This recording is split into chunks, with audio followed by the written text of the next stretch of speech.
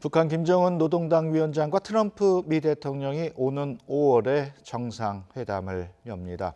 한반도 정세가 대전환점을 맞고 있는데요.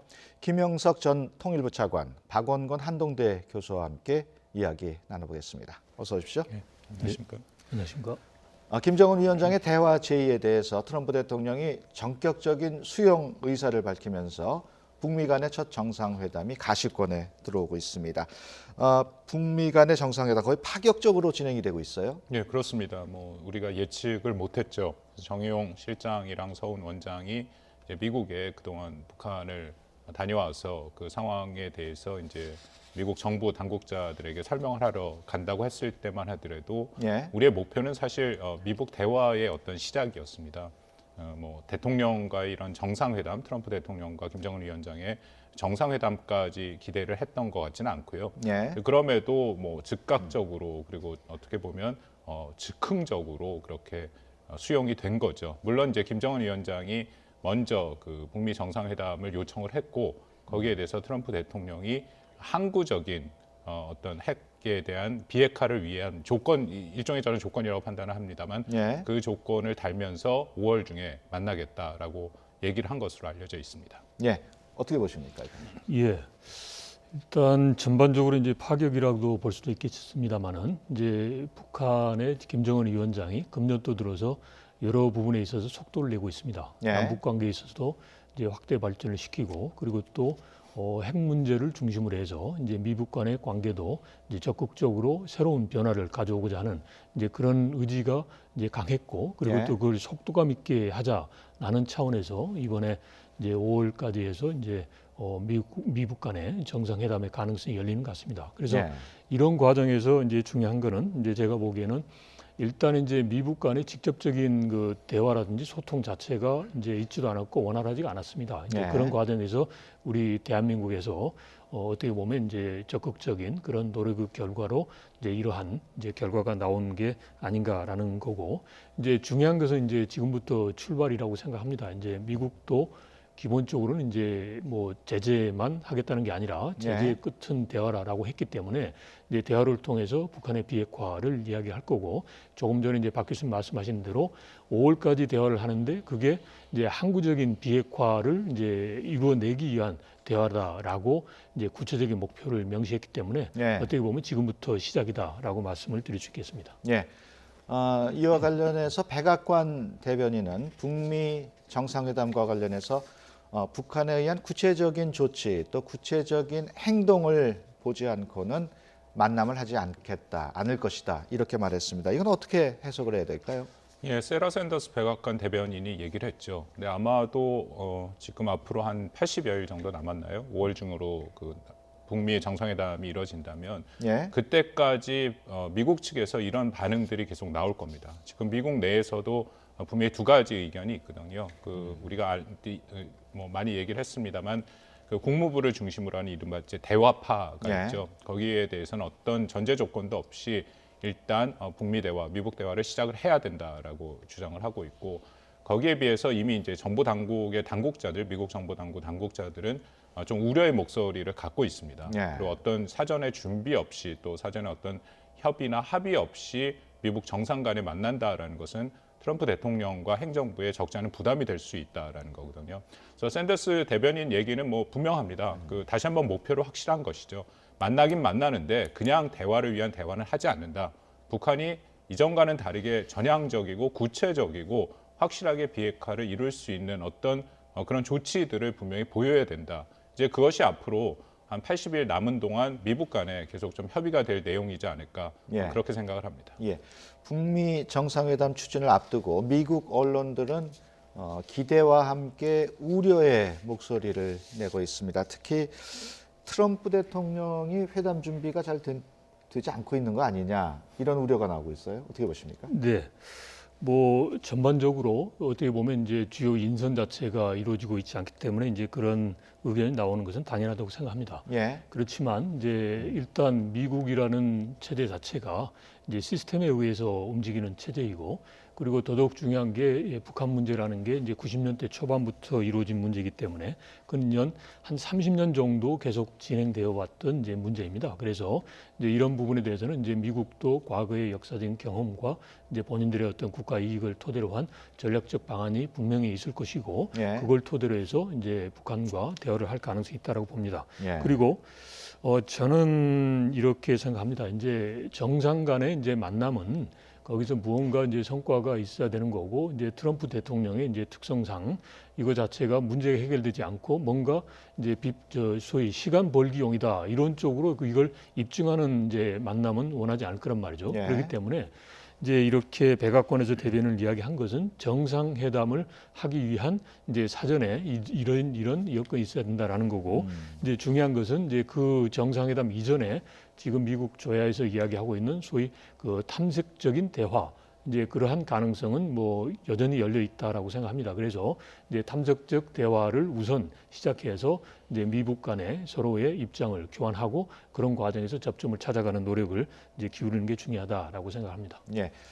조금 전에 그래픽으로 뉴욕 타임스 보도 내용 나왔습니다만은 트럼프 대통령이 좀 변덕스럽고 세계적인 안보 이슈를 잘 모른다 이런 지적을 했는데 그 내용은 어떻게 보십니까? 과정이 좀 파격적이었던 것은 사실이죠. 원래 우리 대표단이 이제 미국 강요들이랑 만나서 어느 정도 조율을 하고 그다음에 이제 트럼프 대통령한테 보고를 하는 형태로 하려고 네. 했는데 강요들과 미팅하는 중간에 트럼프 대통령이 보자고 얘기를 해서 이제 급히 가서 어떤 이런 상황들을 얘기를 하니까 또 김정은 위원장의 그 미국 정상회담에 대한 의지를 밝히고 또 비핵화 의지를 밝히니까 즉석해서 그럼 만난다. 그것도 원래는 뭐 알려지기는 4월 달에 만나겠다 했는데 우리가 이제 4월에는 남북 정상회담이 있으니까 조금 늦추자 해서 했다라는 거죠. 예. 이제 그 부분에 대해서 미국 언론에서 조금 우려하는 목소리가 있는 것은 사실입니다. 왜냐하면 지금 말씀드린 것처럼 과정 자체가 뭐 원래의 그 정상회담이라는 것은 상당한 준비가 되고 또 저쪽의 입장이 확인이 되고 그리고 마지막에 정상들이 만나서는 이미 합의된 걸 발표하는 수준이거든요. 그렇죠. 근데 그런 것이 아니라 이제 트럼프 대통령의 본인의 스타일대로 그런 식으로 이제 일단은 가장 그쪽의 고위 당국자를 만나겠다, 최고 책임자를 만나겠다라고 하는데요. 저는 이것이 트럼프 대통령의 또 나름대로 협상의 방법이다라고 생각을 합니다. 이미 후보 시절에도 한번 얘기를 했었고요. 예. 김정은 위원장을 불러서 워싱턴에서 컨퍼런스 룸에서 뭐 햄버거를 먹으면서 얘기를 할 수도 있다라고 얘기를 했고, 예. 그리고 지금까지 해온 거 보면은 역시 강력한 대북 제재와 압박, 그것도 트럼프 대통령이 이제 협상가로서 그 비즈니스를 할 때 했던 방법입니다. 최대한 압박을 하고 그리고 또 상대방한테 본인을 예측하지 못하도록 하고 마지막에는 그러면 그쪽의 최고 책임자를 만나서 어떤 확실하게 이렇게 마무리를 하는 그런 상황이거든요. 그러니까 네. 지금까지 계속 나온 미국의 입장을 보면 대북 제재와 압박이 작동을 했다라는 거고요. 그렇기 때문에 어느 정도 요건은 갖춰졌고 그리고 거기에 이제 가장 핵심적인 두 가지, 북한의 비핵화 의지가 확인이 됐고 그것에 대한 조치로 어쨌든 잠정 중단, 핵과 미사일 실험의 잠정 중단까지 나왔으니까 트럼프 대통령 입장에서는 만날 수 있다. 예. 만나서 최종적으로 어떻게 보면 일괄 타결, 그 북한식 표현하면 통큰 결정을 하겠다. 예. 이제 그렇게 지금 읽히는데 그것에 대해서 이제 미국 언론과 미국 일각에서는 좀 우려하는 목소리가 있는 것이죠. 그렇다면 앞으로 그 미북 간에 어떤 고위급 회담 같은 걸 통해서 정상회담 의제라든가 이런 거를 논의하는 자리가 마련이 되겠죠? 예, 마련이 될 거고요. 저는 결국 두 가지다라고 좁혀서 얘기를 하면 두 가지가 가장 핵심 의제가 될 것 같습니다. 첫 번째는 북한이 말하는 과연 비핵화라는 것이 우리가 생각하고 미국이 생각하는 비핵화인가. 뭐 북한은 사실 조선반도 비핵 지대화론을 얘기하고 있지 않습니까? 그것은 네. 단순히 북한의 핵을 없애는 것이 아니라 한국에 있는, 그러니까 미국이 한국에 제공하고 있는 핵 우상과 확장 억제도 다 없애야 된다. 이제 그것인데 그것을 확인하는 그 작업이 일단은 있을 것이고요.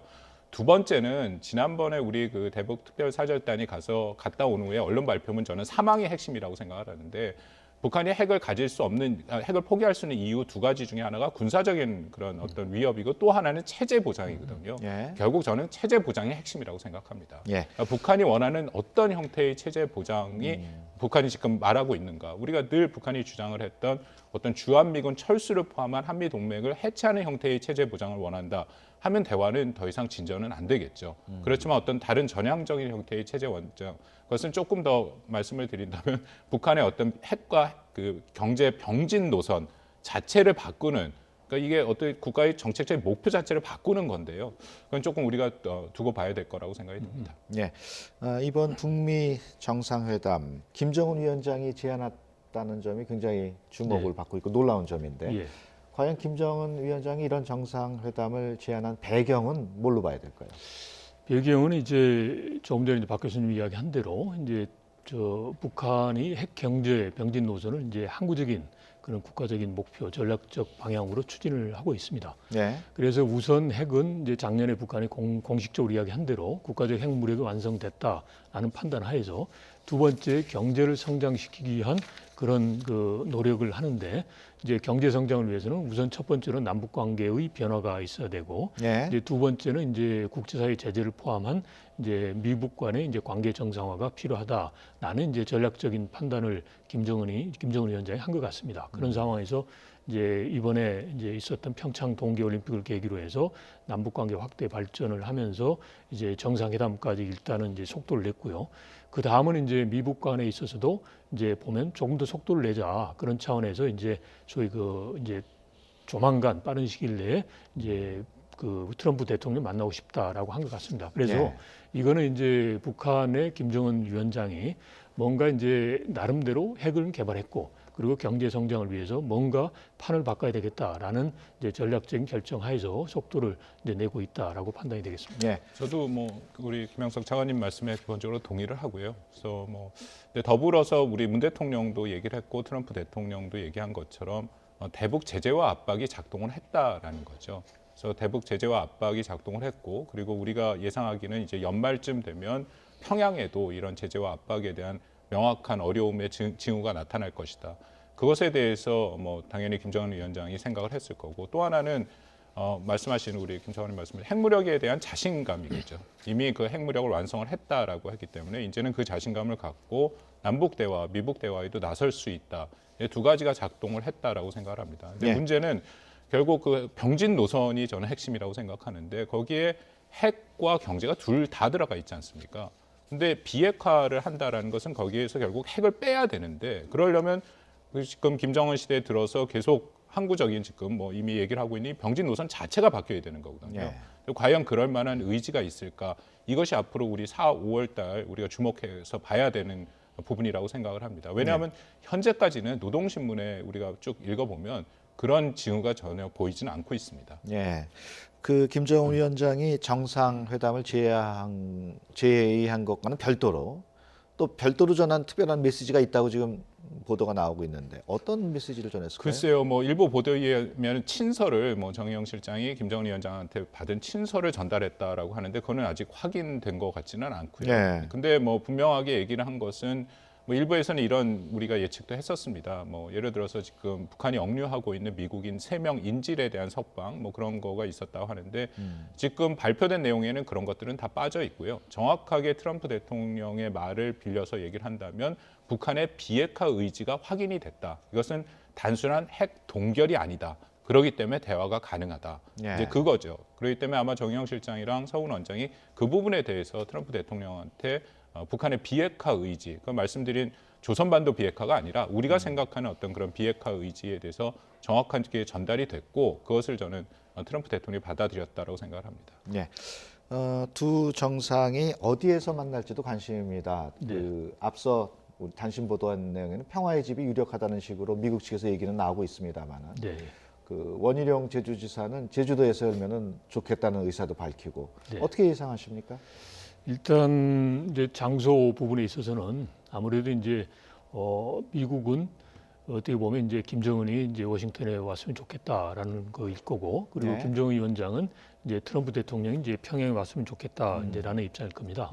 이제 그런 가운데서 이제 접점을 찾을 것 같은데 이제 결국은 김정은 위원장이 이제 본인의 여러 가지 신변 안전을 포함한 여러 가지 상황을 고려해서 정할 것 같고요. 예. 그런 차원에서 본다면 우선적으로는 이제 트럼프 대통령의 이제 방북을 이제 주장을 하고 그게 어렵다면 이제 본인의 신변이 이제 보장되는 이제 조금 전에 말한 뭐 판문점 평화의 집이라든지 뭐 이런 쪽으로 될 가능성이 높다라고 생각합니다. 그래서 예. 이제 저희가 봤을 때는 뭐 이제 김정은 위원장이 좀 나와도 뭐 문제 없는 거 아니냐 그런데 어떻게 보면 이제 북한 지도층은 이제 우리를 포함해서 국제사회에 대해서 이제 극도의 경계심을 가지고 있습니다. 그런 상황에서 본다면 이제 자신들이 100% 통제하기 어려운 환경 속으로 이제 자신들의 최고 지도자가 가는 것 자체에 대해서 극도로 이제 그 주저할 수가 있습니다. 그런 차원에서 이제 제가 보기에는 이제 제일 우선은 이제 트럼프 대통령이 이제 방북 초청에 가장 큰 무게를 두지 않을까라고 생각을 하고 있습니다. 예. 북미 두 정상이 만나게 되면은 앞서 뭐 몇 가지 말씀을 하셨습니다만 어떤 주제를 갖고 어떤 논의를 할 것인가가 가장 큰 관심입니다. 먼저 이제 비핵화 얘기를 안 할 수 없는데요. 미국이 당연히 요구를 할 텐데 북한이 만약에 비핵화를 받아들인다면 그거에 대한 보상 또 다른 뭘 요구하지 않겠습니까? 어떻게 예상하십니까? 뭐 당연히 그 보상을 요구하죠. 지금에서 말씀드린 것처럼 비핵화의 가장 핵심적인 조건은 체제 안정을 보장하라라는 것이거든요. 예. 그리고 외에도 뭐 우리가 경제적인 보상, 뭐 그런 경제 제재의 완화, 어떤 군사적인 훈련의 좀 축소, 중지 그런 걸 얘기를 하는데 그거는 좀 하위 차원에서 얘기를 하는 거고 결국 핵심을 건드린다라면 체제 안정을 어떻게 보상을 할 것이냐. 이제 뭐 제 생각에 북한은 일단 비핵화의 의지를 분명히 밝힐 겁니다. 그 비핵화라는 것이 북한의 핵을 폐기하는 비핵화의 의지를 얘기를 할 거고요. 당연히 반대급부로 그럼 미국 측에 어떻게 체제 안정을 보장을 할 것이냐. 이제 그 얘기가 아마 핵심으로 얘기가 될 가능성이 있다라는 거죠. 만약에 비핵화 문제만을 갖고 얘기를 한다면 그것은 굉장히 쉽게 확인이 되는 거고 그것이 이제 우리가 생각하는 비핵화가 아니다라면 아마 회담은 쉽게 결렬될 가능성이 있습니다. 다만 이제 지금 그것의 체제 안정 보장에 대해서는 미국도 지금 어느 정도 고민을 하고 있을 거고요. 그리고 우리가 뭐 이미 얘기를 했던 나오는 말 같은 예를 들어 미북 수교라든지 여기 평화 체제에 대한 그런 것을 제공을 하겠다라고 얘기를 하는데 저의 고민은 그 정도를 갖고 과연 북한이 그것을 받아들일 수 있을까? 북한이 말하는 핵 보검이라는 것은 사실 군사적인 자위력을 얘기를 하는 거거든요. 근데 미북 대화냐 평화 체제 같은 것은 외교적인 어떤 방어 수단을 주겠다라고 하는데 군사적인 옵션과 외교적인 방어 수단과는 서로 저는 이게 대치가 되기가 굉장히 힘들다라고 생각을 합니다. 역사적인 뭐 사례도 북한 너무 잘 알고 있는 것처럼 사담 후세인, 뭐 카다피의 리비아 그런 게 다 미국과의 어떤 협상과 협의를 통해서 약속을 받았지만 결국은 체제 자체가 붕괴가 됐기 때문에 그래서 자위력을 갖고 있다라는 거거든요. 그러니까 저는 한국도 그렇고 미국도 그렇고 우리가 지금부터 정말 심각하게 고민해야 될 것은 북한을 어떻게 체제 보장을 해줄 것인가, 북한이 어떻게 하면 이것을 받아들일 수 있을 것인가, 북한이 갖고 있는 군사적인 자위력을 포기해도 안정감을 줄 수 있는 것은 어떤 우리가 조건하에 그것이 가능할 것인가. 저는 그것이 핵심이다라고 생각합니다. 근데 북한이 그동안 정전 체제를 평화 체제로 바꾸고 또 미국과 북한 간의 수교 이런 걸 쭉 주장해 오진 않았습니까? 그 정도면 받아들이면 되지 않을까요? 근데 거기에서 사실 북한은 더 요구를 하죠. 주한미군 철수가 있고 또 북한이 뭐 미국이 한국에 제공하고 있는 해구산을 비롯해서 확장 어째 쉽게 말씀드리면 한미 동맹을 해체하고 주한미군을 철수하라라는 건데 그것은 또 한국과 미국이 받아들일 수 없지 않습니까? 그렇게 되는 것은 북한이 말하는 이제 3대 혁명 역량에서 해서 우리가 뭐 일부에서 의심을 하는 북한에게 적화 통일의 그런 전략 범위로 들어가는 거기 때문에 받아들일 수 없다라는 거죠. 예, 알겠습니다. 좀 더 얘기를 나누고 싶습니다만 시간 관계상 여기서 마쳐야 될 것 같습니다. 지금까지 김영석 전 통일부 차관 그리고 박원건 한동대 교수와 함께 얘기 나눴습니다. 오늘 말씀 고맙습니다. 네. 감사합니다.